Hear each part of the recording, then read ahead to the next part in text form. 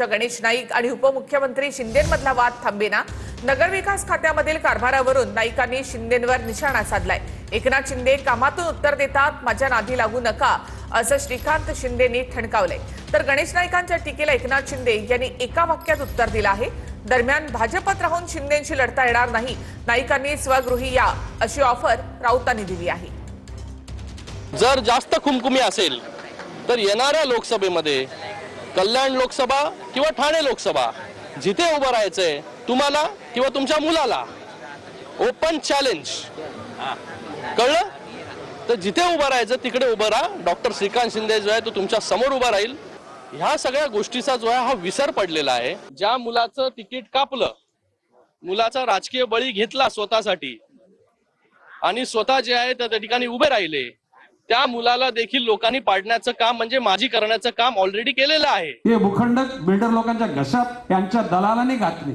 मला या गोष्टीची लाज वाटते की ज्या मंत्रिमंडळामध्ये मी आहे त्या मंत्रिमंडळामधल्या नगरविकास खात्याच्या लोकांनी अशा प्रकारचा कर्मदरिद्रीपणा केला। ज्या गोष्टी करता गणेश नाईक त्या ठिकाणी आमदार झाला, मंत्री झाला, ते जर का त्या ठिकाणी जनतेकरता मी बोलू शकलो नाही आणि ते जर मिळू शकलो नाही, ते मंत्री परत का चाटायचे का?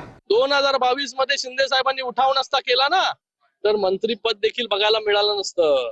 शिंदे साहेबांवरती तुम्ही टीका करता, ते बिचारे काय बोलत नाही, ते कामातून उत्तर देता। डॉक्टर श्रीकांत शिंदेच्या नादाला लागू नका। गणेश नाईक यांच्या लोकप्रियतेत जी लोकप्रियता ते स्वतःला समजतात, तो काय दिवा आहे ना, त्यातलं तेल संपलेलं आहे आणि दिव्यातलं तेल जेव्हा संपतं तेव्हा तो फडफडतो। ती वाद तशी ते फडफडत आहेत, त्यांचं वय झालेलं आहे। माझा गणेश नाईक यांना एक प्रेमाचा सल्ला आहे, भारतीय जनता पक्षात राहून तुम्हाला या प्रवृत्तीशी लढता येणार नाही,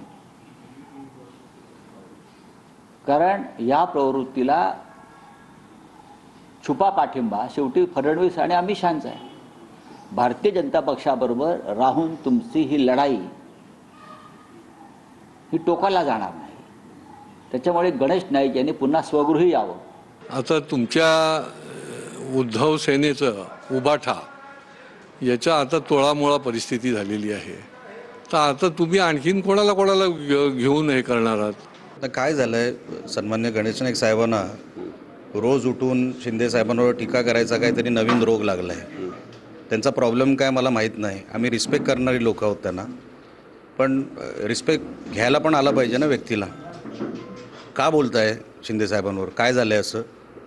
तुम्ही वनमंत्री आहात, आज काय चाललंय तुमच्या खात्यामध्ये त्याच्यावरती तुम्ही लक्ष दिलं पाहिजे। कोकणातले जे काही फॉरेस्टच्या जमिनी आहेत काय अवस्था झाली आहे, लाकूड तोडी मोठ्या प्रमाणात, जंगलं संपतायत, मग वनच राहिलं नाही तर मग वनमंत्री काय कामाचे? ह्याच्यासाठी मी ते लिहून ट्विट केलं होतं। त्यांच्या घरात मला वाटतं 2 माजी बसलेत, ते स्वतःही माजी होते। मला वाटतं श्रीमती मंदा म्हात्रेजी यांनी त्यांचा पराभव केला होता मागच्या निवडणुकीमध्ये। दोन्ही मुलं माझी आहेत म्हणजे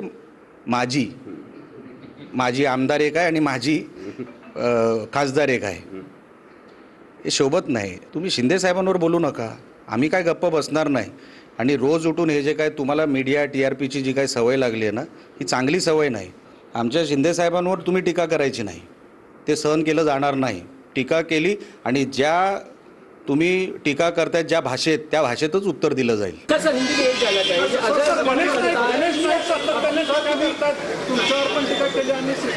त्याला काल खासदार डॉक्टर श्रीकांत शिंदेने उत्तर दिलेलं।